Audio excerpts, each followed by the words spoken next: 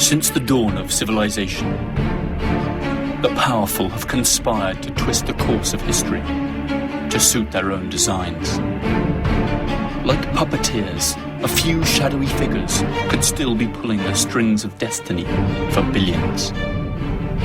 Those who cry conspiracy are usually mocked at, for sometimes the truth is so obvious it goes unnoticed. Are those merely paranoid fantasies cooked up to feed the appetite of paperback readers and web surfers, but which bear no relation to reality? Or are we living out some perfectly executed plan? Wars, revolutions, social movements, terrorist attacks. Everything is given an official explanation. But perhaps nothing is what it seems to be. Let's dare to unveil the incredible world of secret societies.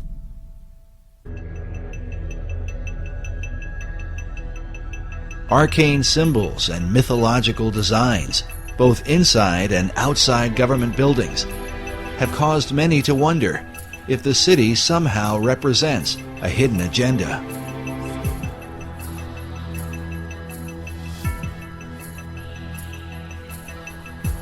This becomes increasingly important as America's current place on the world stage ignites firestorms of controversy. As the United States is the most powerful nation on earth, many have wondered, what is America up to? Could the purpose of operations currently carried out by the U.S. government somehow be reflected in the design of its capital city? At the center of controversy are secret societies. Many of America's leaders have belonged to them right from the nation's beginning. Our current president, George W. Bush, has admitted to his membership in the mysterious Skull and Bones Society. You were both in Skull and Bones, the secret society. It's so secret we can't talk about it. What does that mean for America? The conspiracy theorists are going to go I'm wild. sure they are. I don't know. I haven't seen the web. Number 322? Skull and Bones has to be the most powerful, one of the darkest of all secret societies that exists on this planet. It is about greed and it is about power. The idea for Skull and Bones is said to have come out of Germany in the early part of the 19th century. The society was founded at Yale University by William Huntington Russell, along with Attorney General and Secretary of War Alphonso Taft, whose son, William Howard Taft, would go on to become America's 27th president. Some believe the Society's foundation demonstrates a clear link with what may be the oldest society of all, Freemasonry. The United States of America is the most powerful country in the world, the single remaining superpower that dictates the global agenda.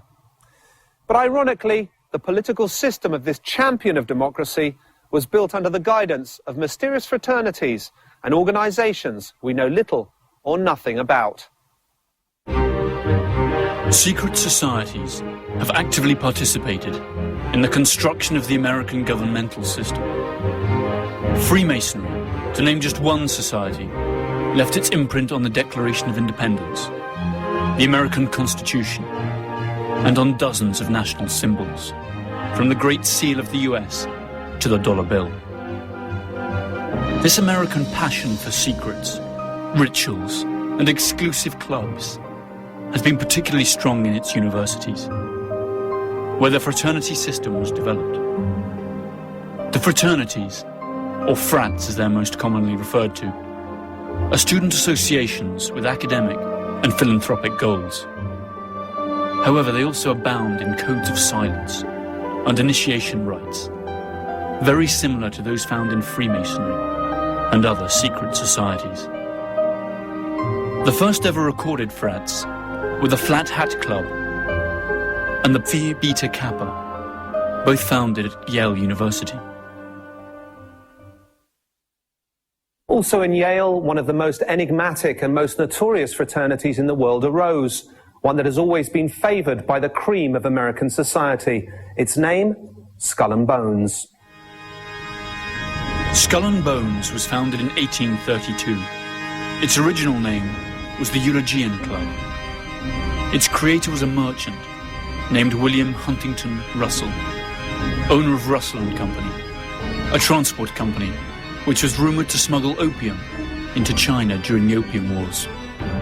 The name Skull and Bones probably comes from a curious tradition. During their meetings in the campus chapel at Yale, the society used to hang a skull and 2 crossed shin bones upon the door as a warning that they should not be disturbed. The society was also known as the Order of Death, Cooperation Star, or simply the Order. In 1856, 24 years after its foundation, the Order was granted an important plot of land on the university campus and built its official headquarters there. It is a windowless stone construction that can still be seen today. They call it the Tomb. The tomb has a dark, labyrinth-like layout that spans 3 floors and an attic. It comprises a number of halls and secret cabinets, chambers with mannequins in full armour, candlesticks, old photos, flags and manuscripts, and a sinister collection of bones, supposedly belonging to historical figures, including the skulls of Mexican revolutionary Pancho Villa and the Indian chief Geronimo, and even that of Panamanian dictator General Omar Torrijos.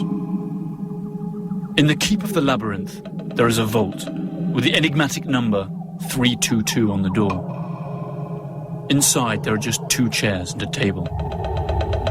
This was where the candidates are said to meet Madame, a skeleton that is supposed to be that of Madame Pompadour.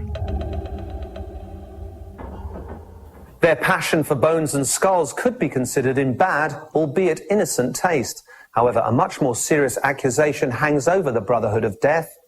It's sympathy for the Nazis. Critics of Skull and Bones insist that the society is not originally American, but rather an offshoot of some German right-wing order. This could well be true. Its founder, William Russell, did indeed live for some time in Germany before attending to his senior year at Yale. And it was actually on returning to the USA that he established the fraternity. Always according to its critics, the number 322, the order's identifying number, hides a coded message.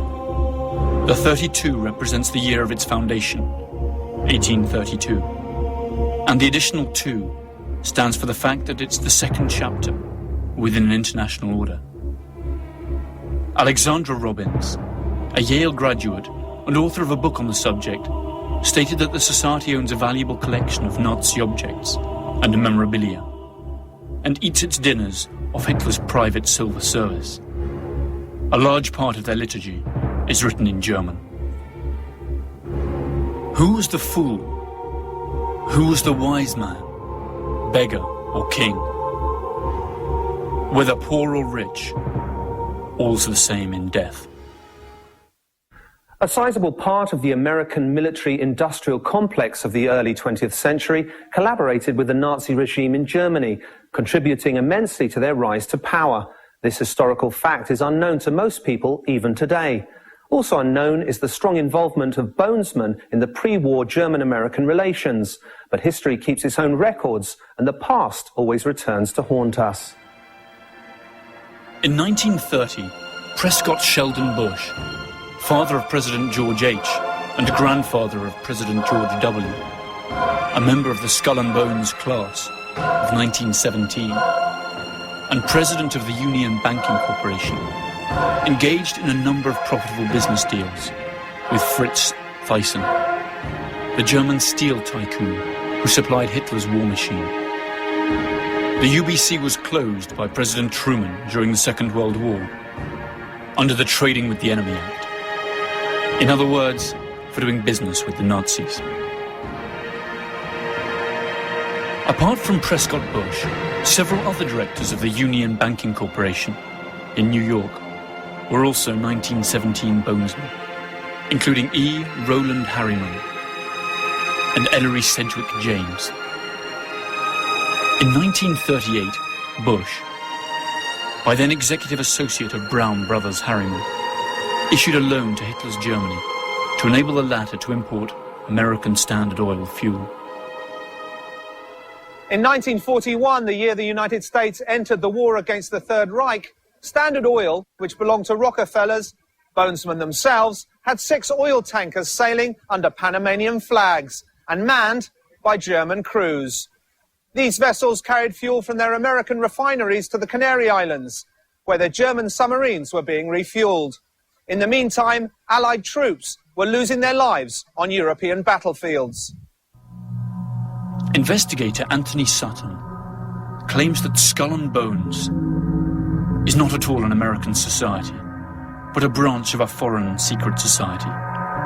According to this expert, it is one of the reasons why secrecy in the order is so vital. However, the list of its members is a true who's who of American society. Many of these influential personalities are advocates of the American way of life. Skull and Bones membership certainly has its privileges.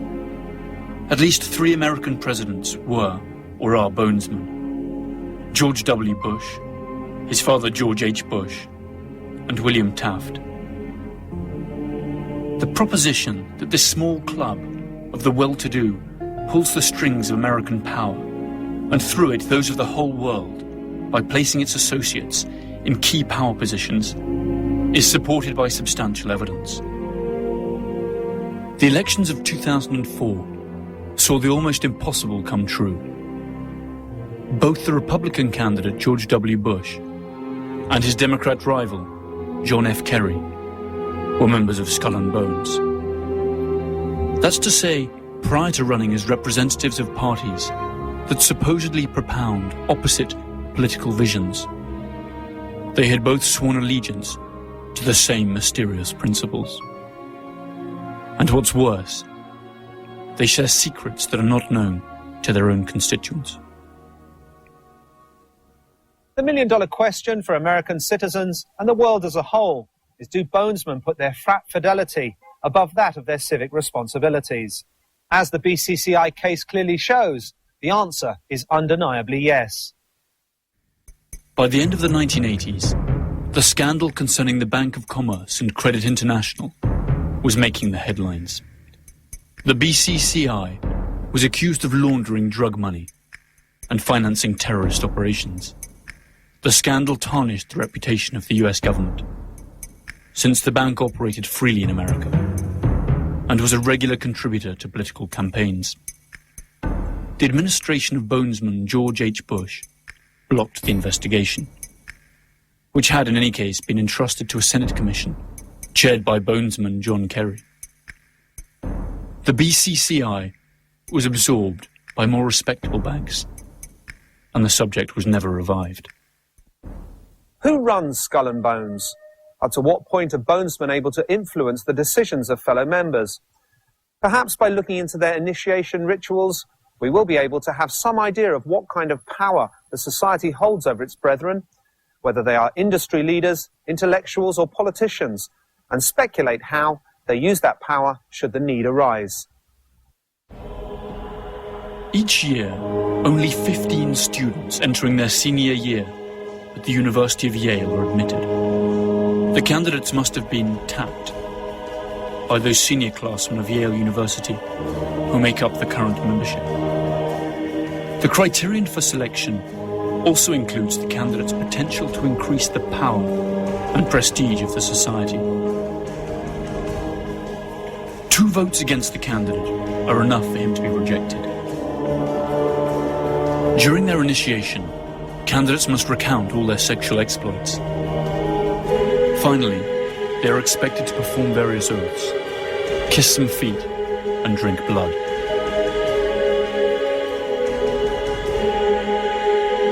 They then have to lie naked in a coffin, and, after masturbating in full view of the others, swear to never reveal their membership of the order. The candidates are then introduced to their future companions, who wear masks for the occasion. Uncle Toby, the Knights, the Small Devil, Don Quixote, and the Pope. Their ceremony ends with a grand party that lasts for hours.